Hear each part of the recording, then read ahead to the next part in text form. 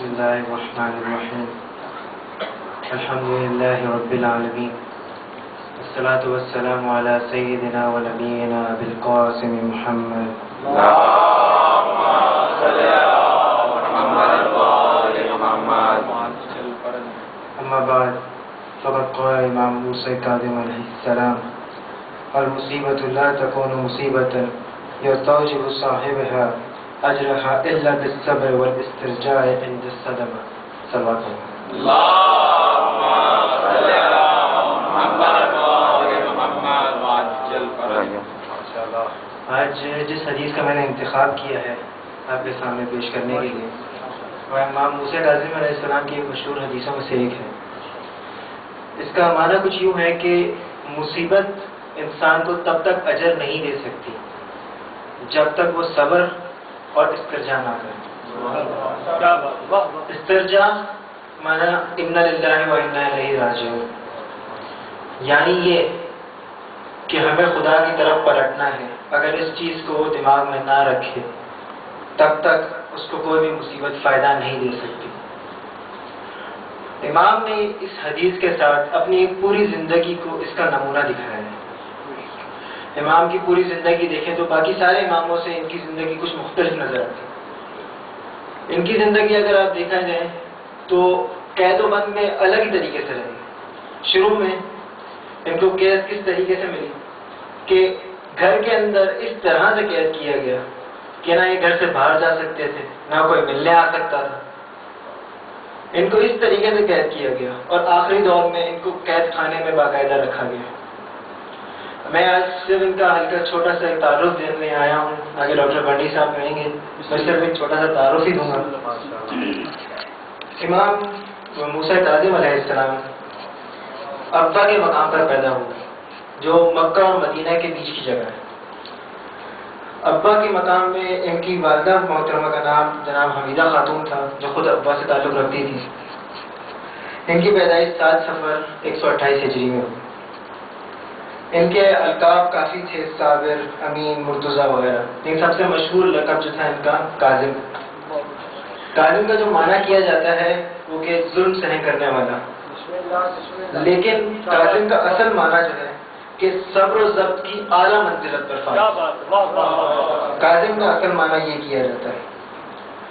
امام نے قید میں رہ کے، سخت قید میں رہ کے بھی اپنی ذمہ داریوں کو کس طرح انجام دیا، یہ خود اپنے آپ میں ایک معجزہ ہے. اگر آپ دیکھیں تو کتنے سارے واقعات، جیسے بشر حافی کا ایک واقعہ جو کہ بہت زیادہ مشہور ہے کہ امام قید میں ان کو ایک قید خانے سے دوسرے قید خانے لے جایا جا رہا تھا.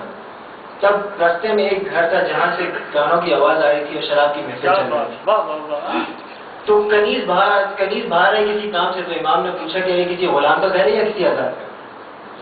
تو بولا تمہیں غلام تجھے نظر نہیں آتا، یہ بہت بڑا رئیس ہے اور یہ آزاد ہے. امام نے کہا بے شک یہ آزاد ہے، اگر یہ غلام ہوتا تو ایسی حرکت نہ کرتا. جب کنیز نے گھر جا کے یہ بتایا تو اس نے پوچھا کہ کیوں دیر ہو گئی؟ اس نے بتایا کہ ایسا ایسا ماجرا ہوا ہے. وہ سمجھ گیا کہ یہ میرے امام ہے. وہ ننگے پیر بھاگتا ہوا امام کے پیچھے گیا اور قدموں میں گر گیا کہ امام مجھے معاف کر. اس بشر حافی نے زندگی بھر پھر جوتے نہیں پہنے اور اس زمانے کے عارفوں میں مشہور ہوئے. اس کو کہتے ہیں امام کو سمجھنا. امام کی اتنی سی بات نے امام کے محب پہ کیا اثر کیا. یہ امام کا معجزہ ہی سمجھیے. ایک لائن سے کیا سمجھ آتا ہے کسی بندے کو؟ سننے والے تو سن کے نکل گئے، لیکن جس کو بات سمجھانی تھی وہ سمجھ کے اس دور کے سب سے بڑے عارفوں میں سے ایک بن گیا. زندگی بھر پھر اس نے جوتے نہیں پہنے. کہتا خدا کی زمین میں جوتے کیسے پہن سکتا ہوں؟ یہ امام کا معجزہ. امام 3 روز کے تھے. امام جعفر صادق علیہ السلام کے پاس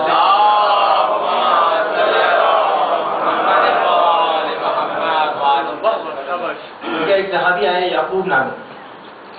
اس نے پہلے سلام کیا امام سے. تو امام نے کہا میرے بیٹے سے بھی سلام کرو، جو 3 روز کے تھے موسیٰ کاظم علیہ السلام. جب وہ سلام کرنے گئے، جب سلام کیا تو انہوں نے فصیح عربی میں ان کا جواب دیا اور جواب دینے کے بعد فرماتے ہیں کہ اے یعقوب، تیری جو کچھ دن پہلے تیری بیٹی پیدا ہوئی ہے تو نے اس کا نام حمیرہ رکھا ہے. حمیرہ نام خدا کی نظر میں خطرناک. اس نام کو بدل اور ہمارے محبوں میں سے اس کا نام رکھ. اور محمد آل محمد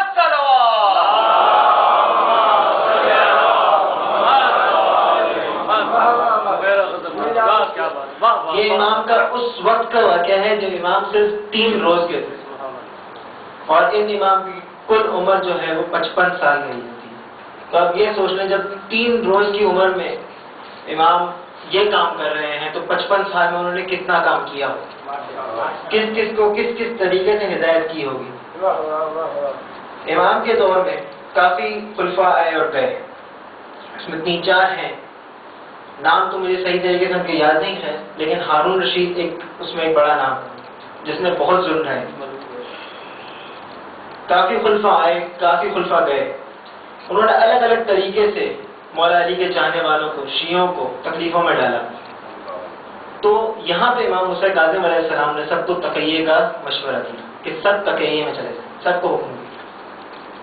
اس میں سے ایک جو ایک مشہور صحابیوں میں سے ایک ہے وہ ہے علی بن یقطین. علی بن یقطین ہارون رشید کے وزیروں میں سے ایک جو تقیہ کی حالت میں تھا، اور باقی وزیر کہتے رہے ہارون کو کہ یہ شیعہ ہے، یہ شیعہ ہے، لیکن ہارون نہیں مانتا تھا کیونکہ اس طریقے سے تھا. ایک دن ہارون نے اس کو ایک قیمتی پوشاک تحفے میں دیا، اس نے وہ پوشاک لیا اور پھر جا کے اس نے امام موسیٰ کاظم علیہ السلام کو تحفے میں دیا. جب امام کو وہ تحفہ دیا، امام نے وہ تحفہ قبول کر لیا، کرنے کے بعد اس کو واپس دیا کہ یہ اپنے پاس ہی رکھو، تحفہ میں نے قبول کیا لیکن اس کو تم اپنے پاس رکھو. امام نے یہ کام کیا، ہارون رشید کے وزیروں کو اطلاع مل گئی کہ وہ وہاں دے کے آیا تحفہ. وہ لوگ نے جا کے ہارون رشید کو شکایت کی کہ وہ پوشاک جو تم نے اس کو دی تھی وہ اس نے امام کو تحفہ دے دی. تو ہارون رشید اس کے پاس گیا اور بولا جو میں نے پوشاک دی تھی وہ ابھی دکھاؤ. تو جیسے وہ پوشاک پڑی تھی اس نے علی بن یقطین نے وہ پوشاک ہارون کو دکھا دی اور کے سارے وزیر چھوٹے پڑ گئے. امام کی حکمت کا یہ آپ اندازہ لگائیے، امام کی حکمت، وہ جانتے تھے کہ وزیر کیا کر رہے ہیں. اسی طریقے سے ایک دن امام علی بن یقطین کو کہتے ہیں کہ آج سے تم وضو اور نماز ان کے طریقے سے پڑھو. علی بن یقطین کافی پریشان ہوتے ہیں لیکن سوال نہیں کرتا سامنے کہ امام کا حکم سر آنکھوں پر ہوتا ہے ہمیشہ. محمد آل محمد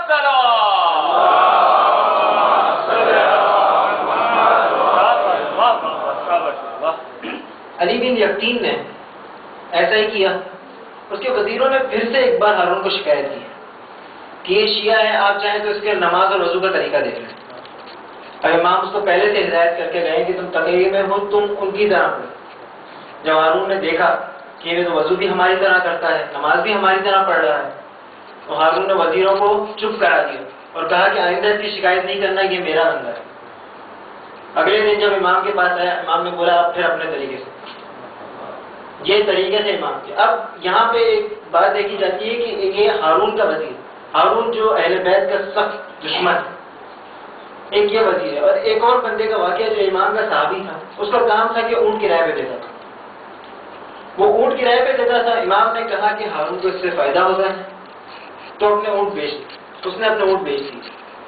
اب یہاں پہ ایک سوال پیدا ہوتا ہے کہ ایک جگہ ہارون کو فائدہ ہو رہا تھا اس لیے اونٹ بکوا دیا، دوسری جگہ بھی وہ ہارون کا ہی وزیر ہے، ہارون کے فائدے کے لیے کام کر رہا ہے، لیکن مولا کہتے ہیں وہاں رہو. تو اس میں کیا ماجرا ہے، کیا وجہ تھی؟ وہاں پہ علی بن یقطین ہارون کا وزیر بن کے شیعوں کی مدد کرتا تھا. وہ شیعوں کو سنبھالتا تھا، شیعوں کو سزاؤں سے بچاتا تھا، اور وہاں پہ اس کو صرف فائدہ ہو رہا تھا. یہ اطاعت کی اس منزلت پہ تھے وہ دونوں کہ اس نے اپنے اونٹ بھیج کے پتہ نہیں کتنا اپنا نقصان کیا، اور اس نے اپنے امام سے دور رہ کے کتنا بڑا نقصان کیا. ہم لوگ خود اس سے زیادہ تو ہم لوگ کوئی آگاہ نہیں ہو سکتا ہم جتنا اپنے امام سے دور ہیں. ہمیں پتہ ہے کہ یہ دکھ کیا ہے امام سے دور رہنے کا. اس نے اتنی بڑی قربانی دی، کس لیے دی، کیا امام کی حکمت تھی اس کے پیچھے. امام کو جب قید میں رکھا گیا، امام کو مختلف قسم کی قیدوں میں رکھا گیا، کچھ 5 سے 6 سال کا عرصہ کچھ ہے کہ جس میں ان کو لگاتار قید ہوئی، قید سے نکالا نہیں گیا جس میں. اور اس میں جو ان کے رکھوالے تھے ان کو بدلتے رہے. جب ایک آتا تھا اب کہتے ہیں